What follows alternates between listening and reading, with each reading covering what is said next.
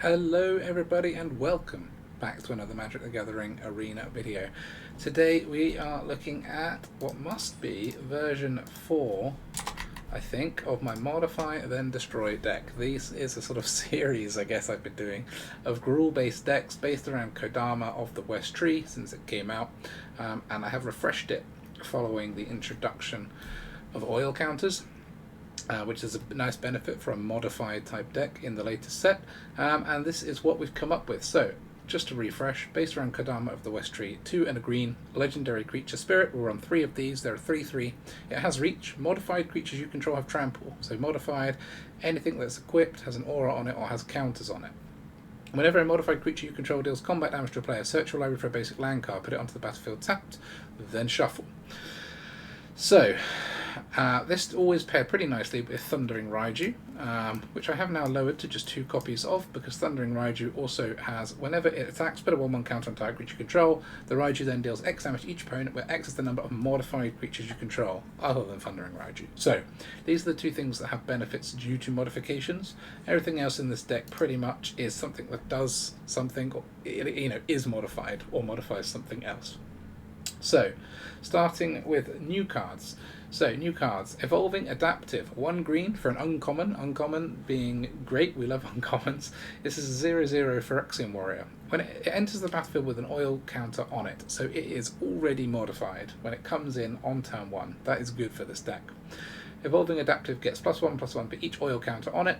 Whenever another creature enters the battlefield under your control, if that creature has greater power or toughness than Evolving Adaptive, put an oil counter on Evolving Adaptive. So this is basically, there was a mechanic a few sets back called Evolve, which was this, except it didn't work around oil counters. It was just put a counter on it if something greater power or toughness enters the battlefield, and this is just that effect. So this is going to get bigger and bigger, which for a 1-drop is pretty nice. We have things all the way up to 5 power and toughness to drop. We even have potentially more coming in from Nissa. So anyway, we have bigger creatures coming in all throughout the game. So this thing's going to continue to grow, and then we have other ways of putting counters on it. So this is going to be a pretty big boy potentially by the end of the game. Other new cards is Migloz, the Maze Crusher. So this is a 3-costing 4/4 legendary Phyrexian beast. Enters the battlefield with 5 oil counters on it, so it comes in modified.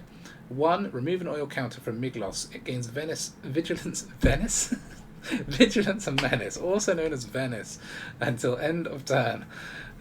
Very nice. Vigilance and Menace on a 4/4 for 3 is pretty good. And if you do have to pay 1 mana for it, and it could do that 5 times. Remove 2 oil counters from Migloz, and it gets +2/+2 until end of turn. So, if you play this on turn 3, on turn 4, this could be a 6/6 Vigilance Menace if you want it to be. A swinging in. So that's pretty nice. 3, remove 3 oil counters from him, destroy target artifact or enchantment. Always nice to have some artifacts or enchantment removal built into your deck, and this is just a little bonus on this card. It does come up very often in this set. We're also running the Bloated Contaminator, which is a 3-costing 4/4 Phyrexian beast. Non-legendary, but we're only running 2 of them. Toxic 1, in other words, when it deals combat damage to a player, they get a poison counter. It's not really a big win for us, but you never know. Not really a big win con, but you never know. And then when it deals combat damage to a player, proliferate. This is why we're playing this in the deck, because we have counters flying all over the place on our adaptives, on our crushers, on our Beastcallers. Halana and Alena. Spinoderm has counters, the Planeswalkers have counters, Kodama likes having them, and Raiju puts them. So counters all over the place, and proliferation is nice in that type of deck. We are running 2 of the Evolved Spinoderm. This is a 4-costing 5/5 Phyrexian beast, and when it enters the battlefield with 4 oil counters on it, it has trample as long as it has 2 or fewer oil counters on it. Otherwise, it has hexproof. At the beginning of your upkeep, remove an oil counter from it, and then if it has no oil counters on it, sacrifice it. So what this means, broken down, is that this is a 5/5 hexproof when it comes in, and for the next turn. After that, it's a 5/5 trampler, and eventually we have to sacrifice it. Once it gains trample, it loses hexproof. Hexproof is by far the nicest keyword for us, because it just means this can't be interfered with, and obviously it is a modified creature. So if we have our Kodama down, this will have trample anyway. It'll be a 5/5 trample hexproof, which is amazing for 4 mana. Obviously, Proliferation being around is very nice because it means we can proliferate and keep this thing alive longer if it was running out of time. I've never had a game where this has had to be sacrificed due to running out of oil counters. I've only played about 15 or so with this deck, but yeah, it doesn't really seem to come up because either we're winning or they're removing this. If they're leaving a 5/5 trample hexproof around, they're in trouble anyway. We're running 2, Lukka, Bound to Ruin. So this was a GRUUL Planeswalker that came out in the latest set. It's either 4 and a Phyrexian mana, so 4 and 2 life for a 3 loyalty, or 5 for a 5 loyalty.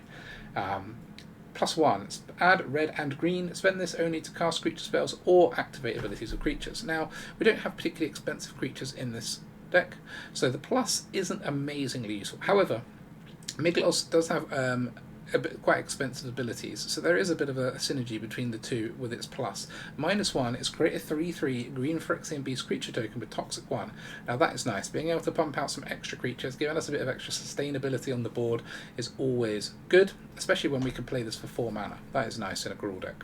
But really, the -4, Lukka deals X damage divided as you choose among any number of target creatures and or planeswalkers, but X is the greatest power among creatures you controlled as you activate this ability. So even if they remove the creature you were intending to use to sort of trigger it, you're still going to get the power. So, for example, if we have Migloz, the Maze Crusher down, or let's say a Spinoderm down, we then play Lukka the next turn, we minus it straight away, we could do 5 damage spread amongst any number of creatures. That is going to clear the path tremendously well for us. 5 damage is crazy damage, and he stays alive. It's crazy. Obviously, if we enter Lukka on turn 4 as a Phyrexian mana cost, we can't -4 him off the bat, as he'll have 3 loyalty. If we play it on turn 5, you can -4 it. So that is always going to be our preference. And that flexible damage dealing to creatures and planeswalkers is really, really valuable. We're then running 1 of Nissa Ascended Animist, which is the 7 costing, or down to 5 if you play 4 life. Planeswalker, +1, create an XX green Phyrexian horror creature token where X is Nissa Ascended Animist's loyalty. So that could be 8 if you've paid 7 for Nissa, all the way down to, should come in with 3, +1, down to 4, obviously. -1, destroy target artifact or enchantment. As I said before, always useful to have an effect like that around. -7, until end of turn, creatures you control get +1/+1 for each forest you control and gain trample. Now, it may not seem that relevant to this deck, but because Kodama pulls out basic lands, we could be pulling out all the forests in this deck, with not too much difficulty, meaning that could actually end up being 5/5/5 or 6/6 for each creature and trample. It can make a difference. If we get to a sort of grindy stalemate and we've managed to pull out some forests with Kodama, it's never going to be hugely relevant. Really, we're using this to spit out more creatures, give us some more board presence, but also some artifacts and enchantment removal.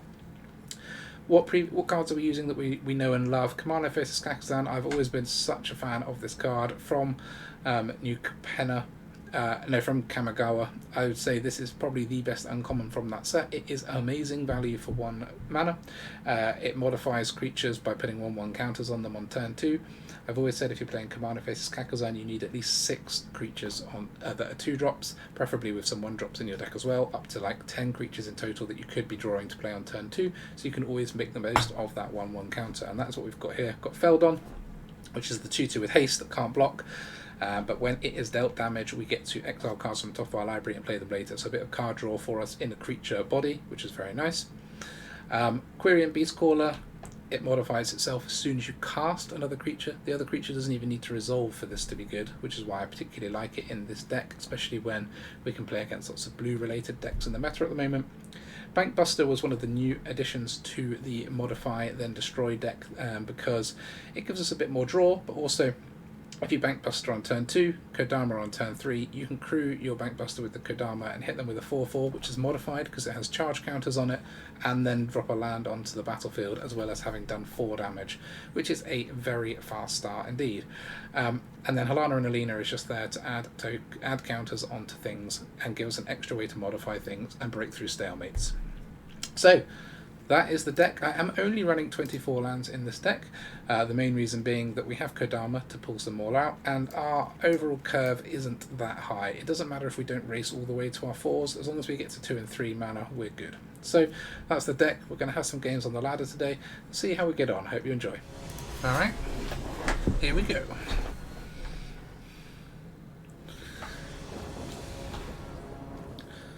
This looks alright.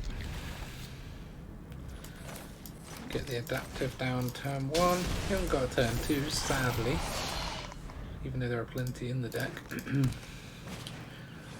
Ooh. Enchantments, eh? Yeah, we'll get rid of that.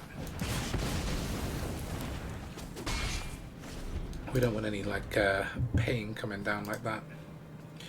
Just all these things growing, causing me hassle. This could be nice because it's got the built-in enchantment removal. What? Enchantment and Feldon. Time to ramp. Dash. Yes, please. One forest.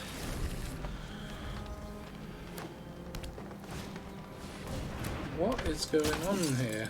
The Tomacal Honor Guard and Hammerhand. It's like a GRUUL aggro. Aura aggro, maybe? I really don't know. Do we go for Migloz? Or do we go for the... Yeah, I think we do.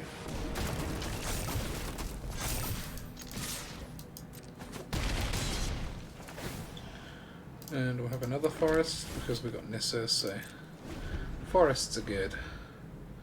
I can only give this vigilance, which could be helpful later, but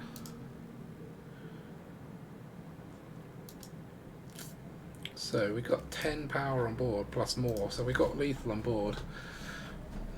So opponent's got to be a bit careful here. Feldon can't block, so that could attack anyway, but be interesting to see what they do. Especially with Nissa, could be good if we get another land or two.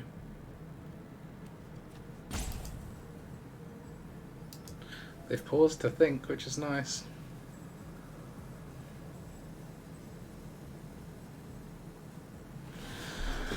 What are you doing, my friend? What are you doing?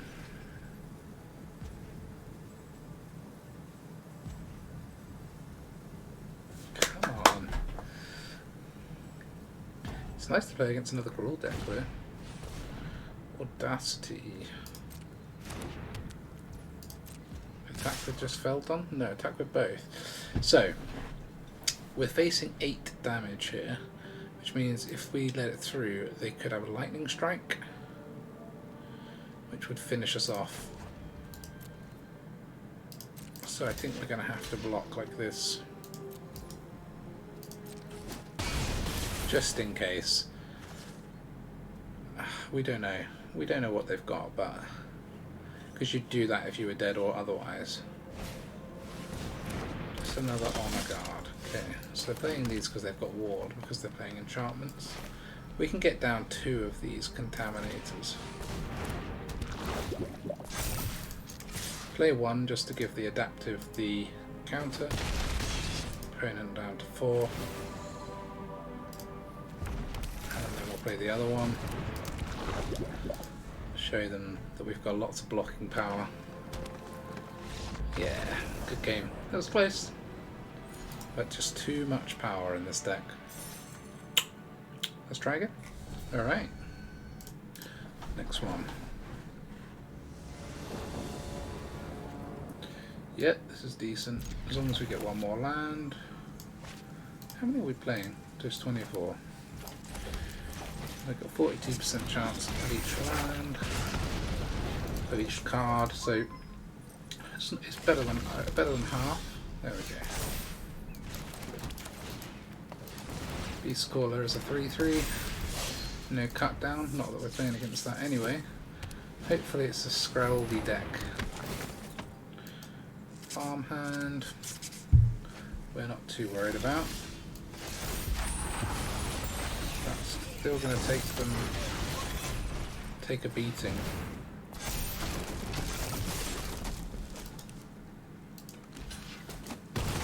It's nice because we're on the play. I mean, it makes this deck look so strong when you're on the play. Look at this power. Steel Seraph. So we can remove 3 counters from this. Seraph down. It's a pretty good, little use of Migloz. Migloz? Don't know. It doesn't sound like a name, really, does it? But 2 mites you can't block with. That looks like game to me. It's just too easy. Just too easy, man. What rating are we now? Can't even remember where I was up to. Diamond 2. Sweet. Okay. Leon Jadas. Leonidas.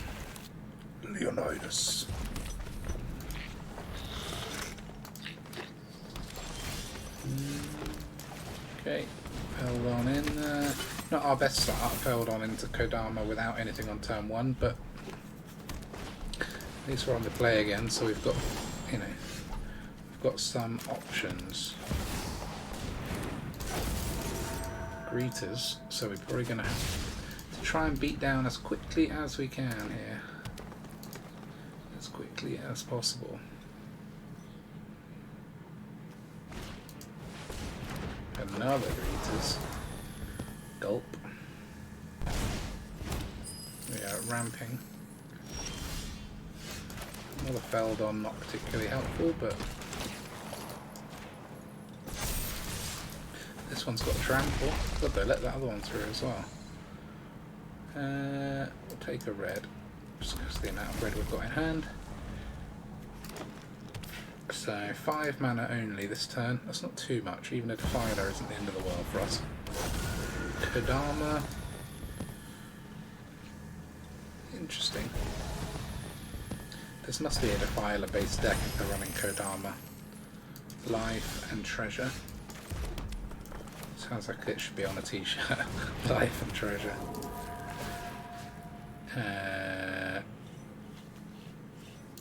Yeah.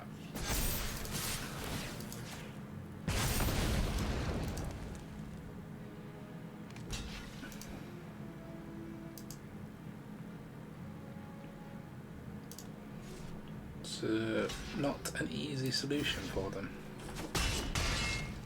That is not a solution really, that means you're dead. Cool. Smashed green into oblivion. Although I didn't think we'd went first again. Let's see if we can ever win on the draw, but so far so good. Alright, here we go. So I just had to cut a game in the middle, which means I've actually registered a loss with this deck, which I hadn't until now. I think I was 8-0. But let's suffice to say that work intervened in my recording of the last game, so I had to cut it short and deal with something.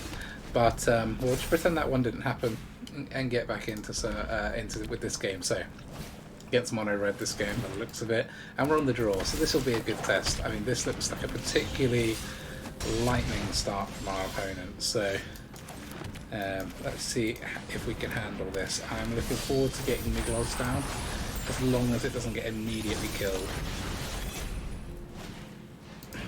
Because, well, Migloz can kill the etching, but then maybe we're going to just block the etching anyway.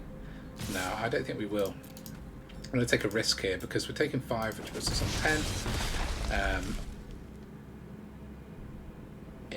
Being able to play this out, giving us a 4-4, making this a 3-3, and then next turn, well, at any point we can instantly pay 3, remove 3 counters from this and kill the etching. It seemed worth taking that risk. Now that I'm looking at my life total being half of what it started on 3 turns ago, I'm not sure, but let's see. This will kind of inform how I play against mono red in future, whether we need to block with everything as early as possible, or whether we can take that turn like I just did. Let's see. Let's see. Because this could stall them. They do seem to stall on 2 land, hence all the fast 1-drops that we've seen deployed, but as soon as they get that 3rd land, I think we're going to be in for more pain, so we need to deal with this whilst we can, really. The other thing is, this 3rd land, if they get it, could lead to... Okay. Interesting that he didn't do that before. The 3rd land could lead to Mechanized Warfare, which could be what we want to remove with Migloz. I think we'll just leave him as a 6/6 there for now. At least we can block the chick now. And it is a mechanized warfare. Yeah, okay. So we can Boseiju the warfare, instant speed for 1 mana. So I think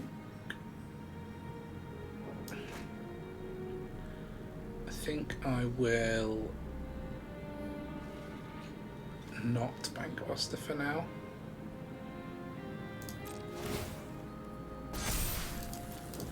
We'll just pass. So we can do this at instant speed, this and this. And we could blow out our opponent if we're lucky. They will have noticed that I paused for a long time thinking about that. Okay. They'll probably think that that is like nearly game over, but obviously no, they don't. Okay, so let's get rid of one of those. Remove 3 oil counters to destroy the other one.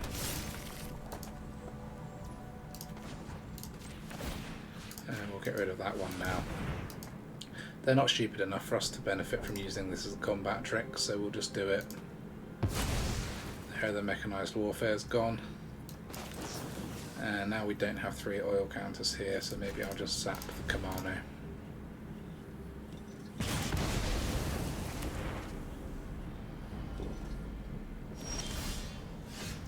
Okay, let's play this and tap it and see what we get. As to which land we want to play. Another Migloz, that's interesting. So, we can play this land, so let's just give this Vigilance and Menace and swing with that, because it's going to be a 10/10 this turn.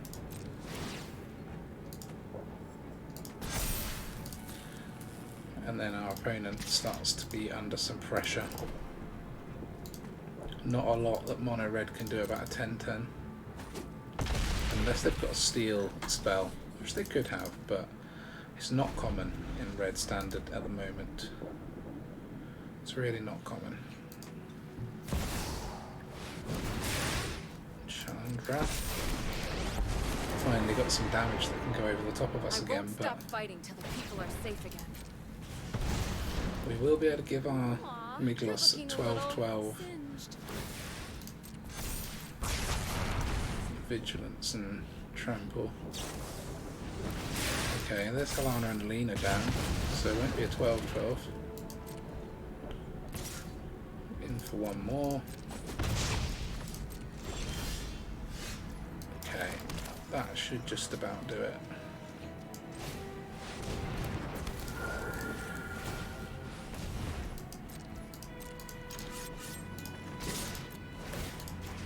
Put that there to maximise the damage. So they can only block 8, and they got 11 trample plus 3. Yeah. So they've got to block the 3. We win. GG. Fine. Okay. Oh, Vigilance and Menace. I thought it was trample. Ah. Stupid me. That'll teach me for not reading the card. Why did I think it was trample? It's because normally I'm playing with Kodama out, maybe? What a moron. I mean, Menace was still pretty good. It forced them to clear out 2 things. So unless they can do 4 damage with this card, 1 damage, 1 damage. If it was light up the not light up the stage, whatever the one that's red and do X damage for any target. Light the fire, maybe? Light up the fire? No, I can't remember.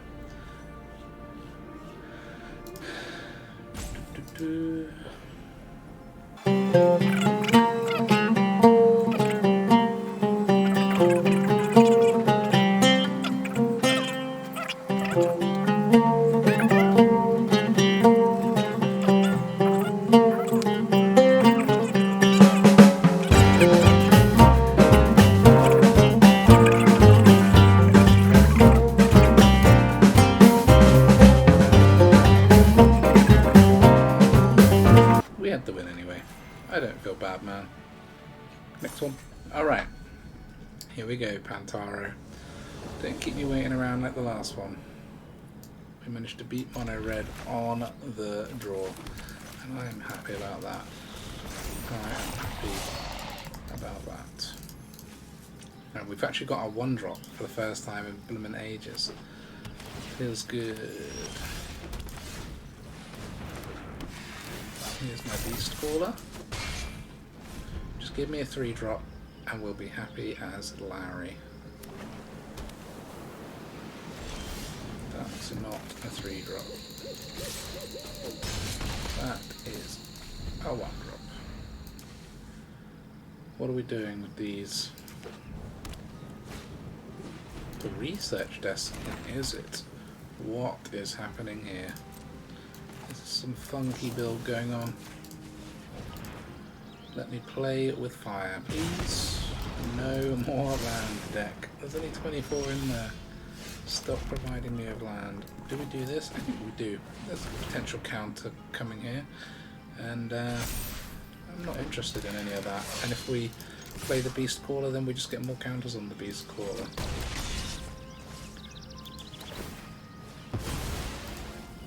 5, 7, 8, 9. Yeah, we've got lethal anyway.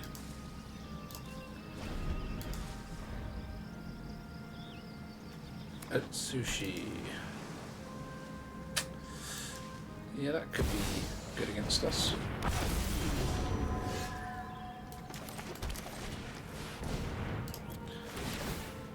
Ding, ding, ding.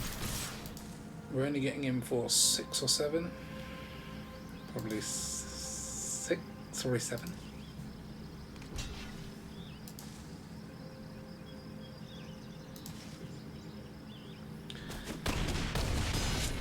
At least we get to reuse that counter on here. And we have got a hexproof boy, so it'll be interesting to see what solution they have. Maybe I should have put it on the 5/5. What if this is burn down the house? Past me not thinking enough. Thankfully, it was not. Phew. I was just got a sudden panic that we're going to get burned down the house and they get the death trigger from this and all of a sudden we're stuffed and they're on 1. But no. Alright. Juggy the man. Well, that is an interesting fast hand. This and this is a nice little thing going on. Me and Mary Jane got a thing going on. Juggy the man. Juggy, you can have a Kumano faces Kakkazan. Esper with this little alchemy bird as your thing. Evolving adaptive. We're going to play with fire in the back pocket. Give me something to fire. Liliana of the Vale. I mean, that is something to shoot. I'll have this fight finished before Assuming you make me sack this. Yeah. Should have shot face, then we get to scry and we could have attacked Liliana with this. Bit silly. Okay. Because then we've got this nice combo going on next turn. Assuming this all survives.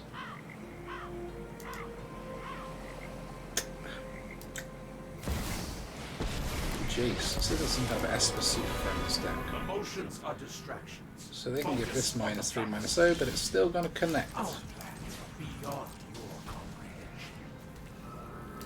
So this is going to go here, and these two are going to go here.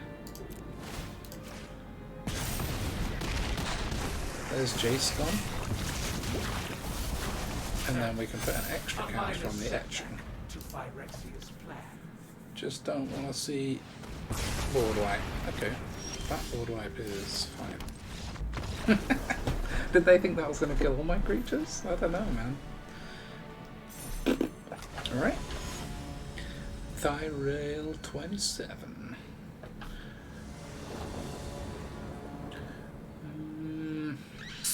Doesn't really have anything fast going down. So we have 12, 14, 18, 20 2-drops. So we've got a 1 in. Yeah, okay. No. Not good enough. I mean, weirdly, this is better because we could do something on turn 2 and hopefully get a land, and if we don't, we could do something about it. So. Oh my god, they're still doing the Delver decks. The Delver decks are still real. Don't you do it. Don't you flip turn 1. You motherfucker. Motherfucker.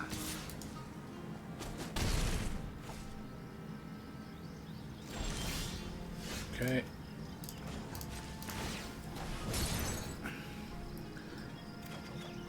Okay, it's a land, but it's not the colour that means we can play something. So get rid of that, make disappear out of their hand.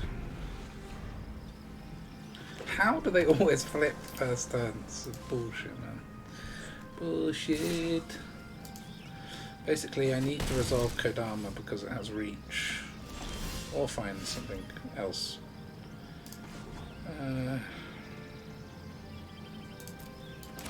Let's just try this and see what happens. Yeah, that works. So then we just draw again. Land? Oh, even with 2 cards a turn, we couldn't find land. The fact that they're doing nothing, they just literally sit behind this make disappear and a turn 1 Delver. And have the time of their life. Jin, yeah. I got no cards in the graveyard even. The Jin is useless.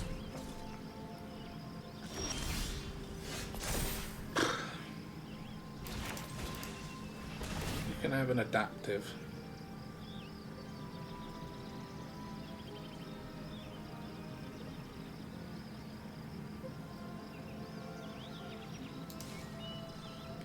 What?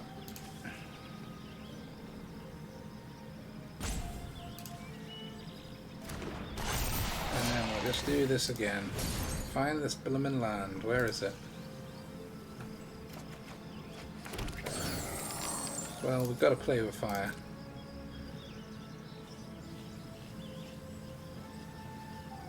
Come on, do something. There we go. I knew we'd get there eventually.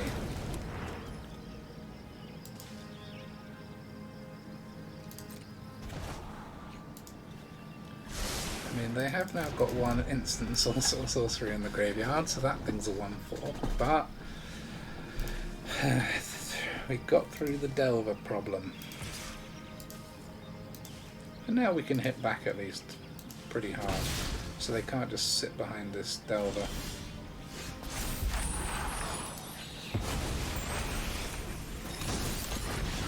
So whatever we play is getting countered. So I don't want to play that. I'll probably play the Beastcaller after attacking.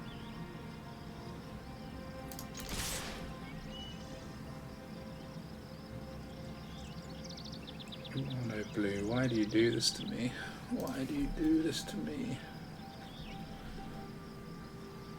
We got more bounce spells. Or have you got like a shore up for the Jin? What are we doing here? Come on. Let's just mono blue it. It's finest, isn't it? Turn 1 Delver. On the top. You're not bouncing that as well. No. Okay. Adaptive.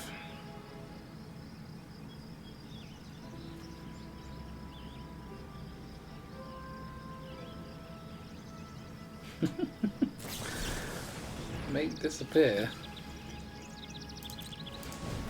Okay. We got another one? No. This Jin is only a 3/4, but obviously we're getting a clock now.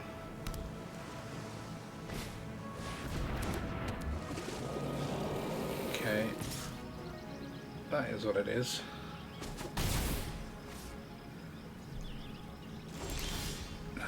Okay, maybe we're getting somewhere. Do we think I can resolve this? They could have another make disappear.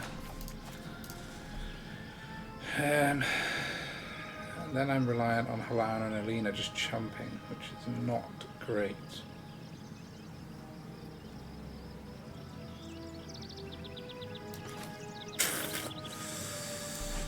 We've only got 2, so we could go for this. No, let's try this. Could be a bounce spell. Could be a counter. It's a counter.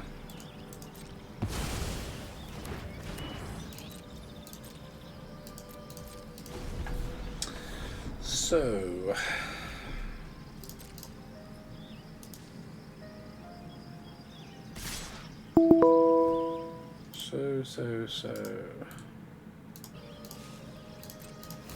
block like this.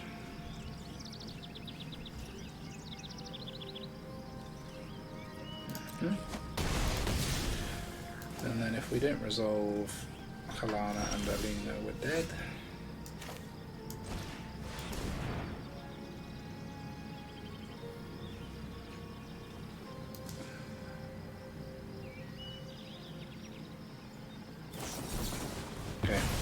If that was even a turn 2 Delver, we could have survived, but now that was the slow grind into death by Mono Blue. And now you had to share that experience with me. You're welcome. Oh, did you have fun in the match? No. Alright. Dusk till dawn. Oh, can't play that without playing a land first. That was my mistake. This looks much better. Black cut down. Say Lavi. Have another one.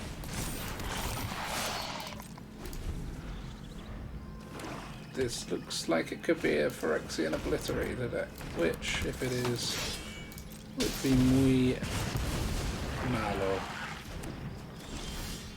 Ooh, that's nice. Gets us out of this land issue that we seem to be having.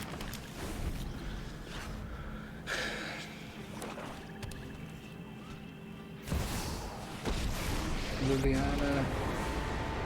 Those who get in my way tend to regret it. Sacrifices must be made.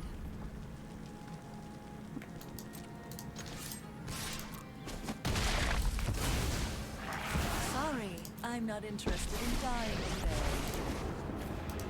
Run and die. We will get the Phyrexian Beast. Predator.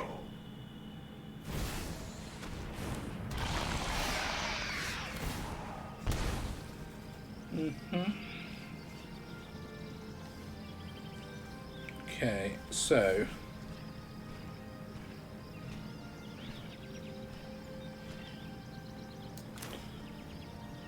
if we do this, then do this, pay 2, that gives us 6, we can minus 4 Lukka, killing it.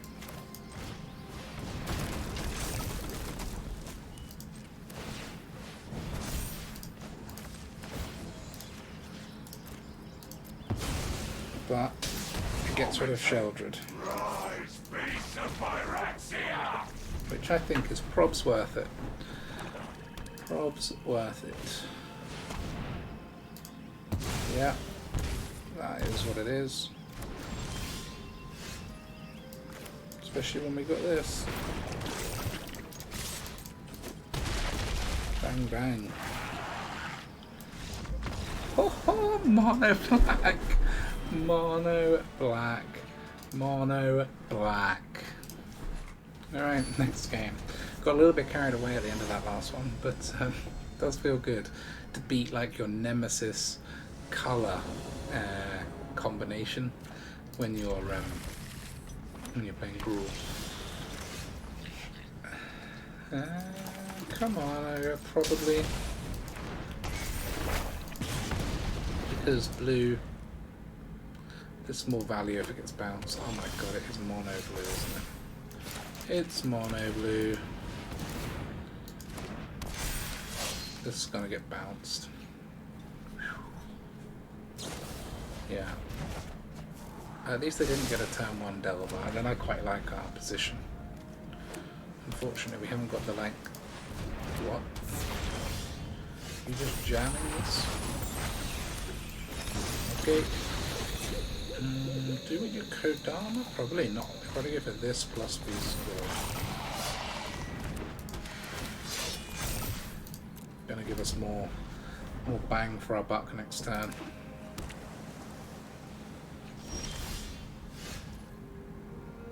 So we'll go with this.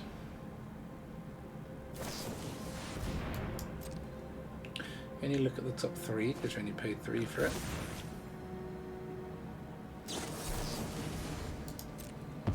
Okay. We're gonna get in.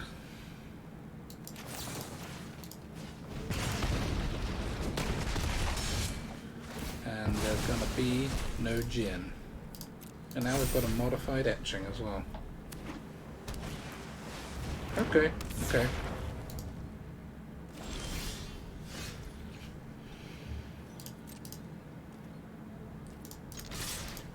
I see how this is going.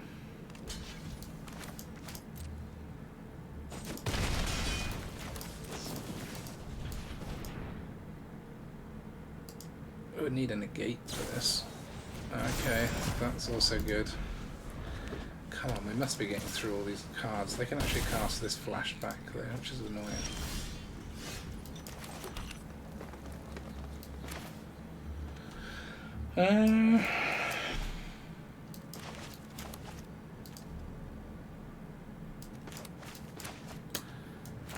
So if we play this, we're going to get in for 3. That'll put them on 10. We'll have 8 power on the board. It's not good enough, but it is better than going with this next. As if this resolves. If this doesn't resolve, we're in trouble. Man, come on, mono blue, leave me alone. Leave me alone. At least if they flashback Memory Deluge, it goes out of their graveyard. What's the odds that they've got a counter with their 1 spell left? I guess they can find one, yeah.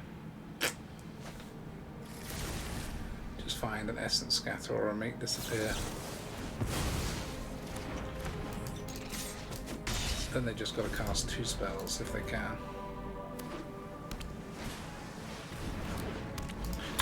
My god. Again to mono blue. This is painful, man. This is painful. Mono blue causing me chaos. Might need to look at putting some of those uncounterable creatures in here. Okay. Next game. Thrallin. This is a bit more of a classic hand for this deck. Looks like mono red, feels like mono red.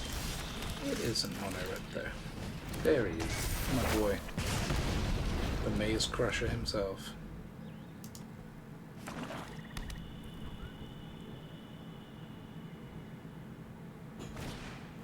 Misery Shadow. That is pretty much the best thing they could have played for us. One thing, can't block a 3/3. Because Tenacious Underdog would have been worse. Holding Open for Destroy would have been worse. This way, we get in. Just need them to tap out so we can play with fire that thing.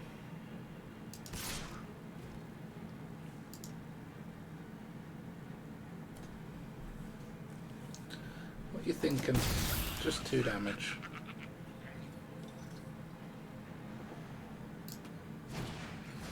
Bankbuster. That is not tapped out.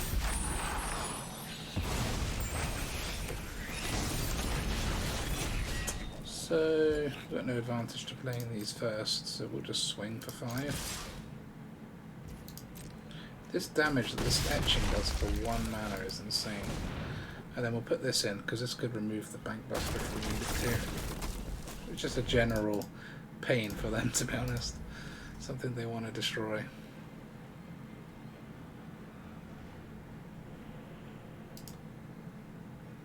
They want to destroy.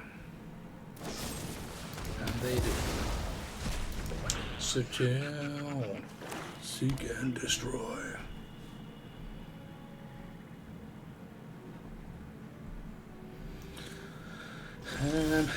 Right, that's pretty good, but it can be cut down. So we could just put him on the Excavator if it doesn't die and attack. Can't attack with the edge. Well, yeah. If we don't put them on the Excavator, we'll put them on here, we can only attack with that, so. Well, I think it's good that the Destroy was used there and not on the Halana and Alena, and we can get in for 2. They can no longer pump the shadow. Kicks.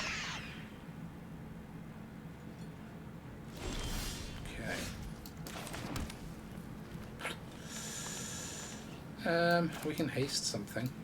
Guess we want to play this before we play the Contaminator, and I think we don't really want to put.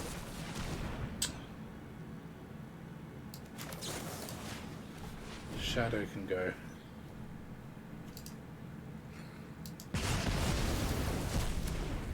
Fast we can.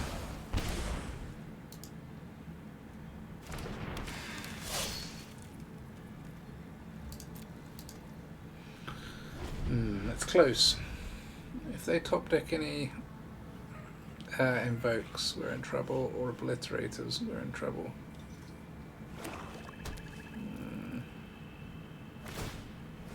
2 cards a turn.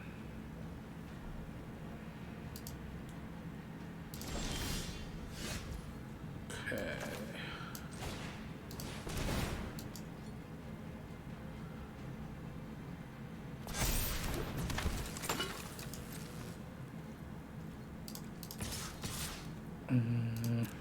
Go like that. If they block Feldon, we'll just see what cards we can take. 3 damage to it. It's a good crop. And then we get in for 3.